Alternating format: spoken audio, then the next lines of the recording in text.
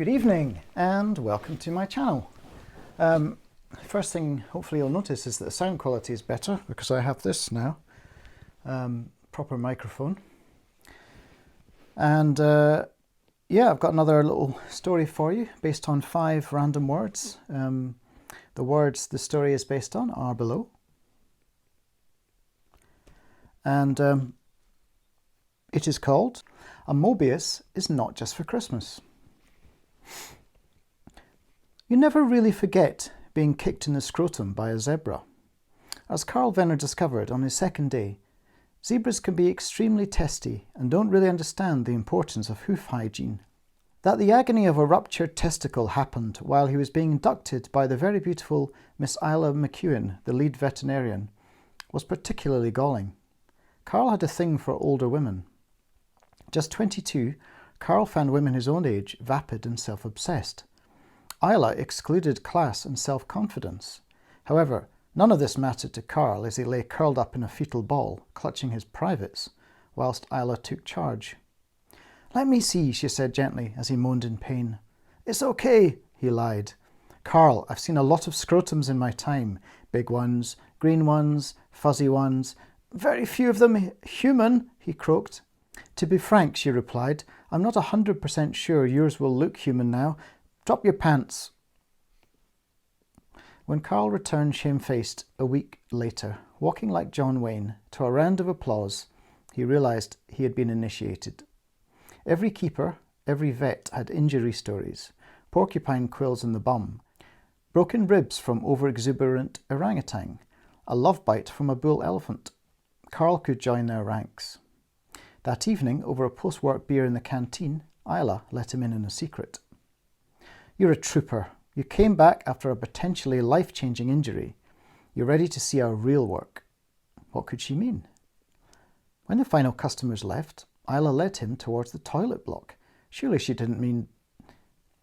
Isla strode into the gents, into the third cubicle, and pulled the flush lever up whilst pressing on the right-hand side of the rear wall. A hidden door opened, leading into a dimly lit corridor. The passage opened into an arena-like structure, surrounded by 20-foot-high fences and swathed in layers of netting. Carl realised that the large zoo extension, designated "opening soon" to the general public, was cover for something infinitely stranger. There were cages, glass tanks, pits, and fenced-off zones, each containing one or more examples of nothing Carl had ever seen before. A nerd when it came to species and subspecies, Carl knew his ilex from his ibex, but he couldn't name a single animal in this menagerie.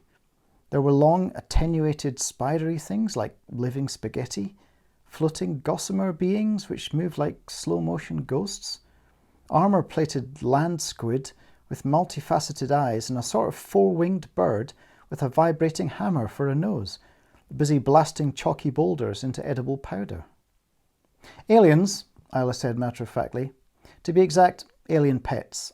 "What?" Carl said. "Area 51 send them when they're done studying. They come in on marked trucks. We offload them at night into ready-made environments. Some of the tanks contain sulfur dioxide, hydrogen, even gaseous iodine, whatever they require.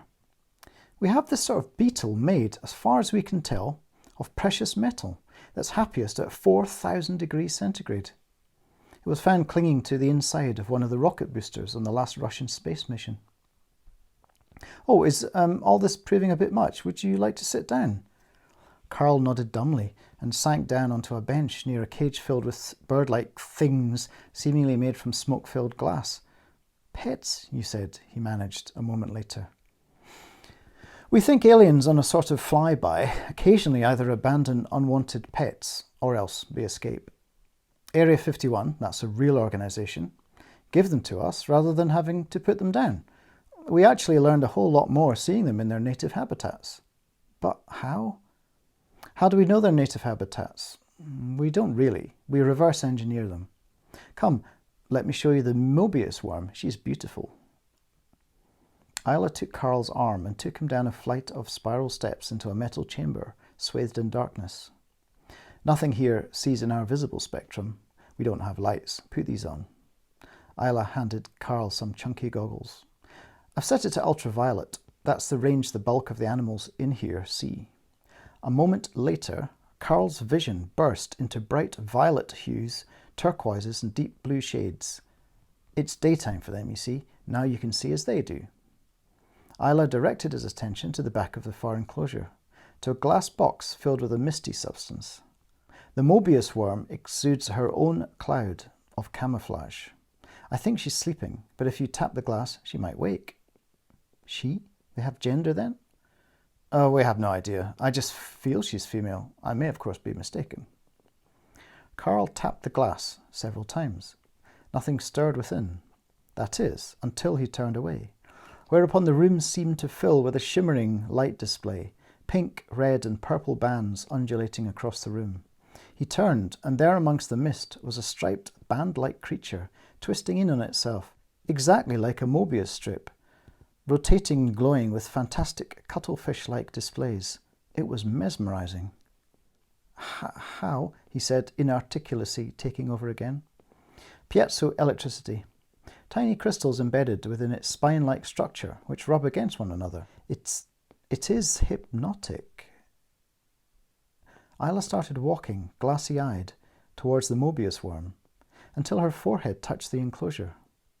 The Moebius pressed itself to the other side of the glass, forming a halo around her head. Isla's body started shivering, held fast. Isla, what's happening? Isla? She remained immobile.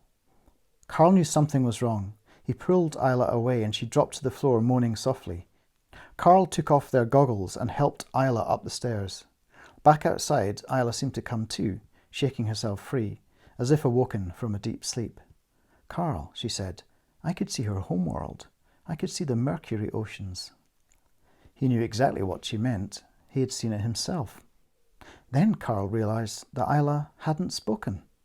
He had shared in her thoughts. The Moebius had conjoined them. And that's the end of that. Strange little science fiction story there. I hope you enjoyed that, and if you did, you know what to do. And if you wait a few more moments, there shall be another story along shortly. Thanks for listening, and I will see you again soon. Bye-bye.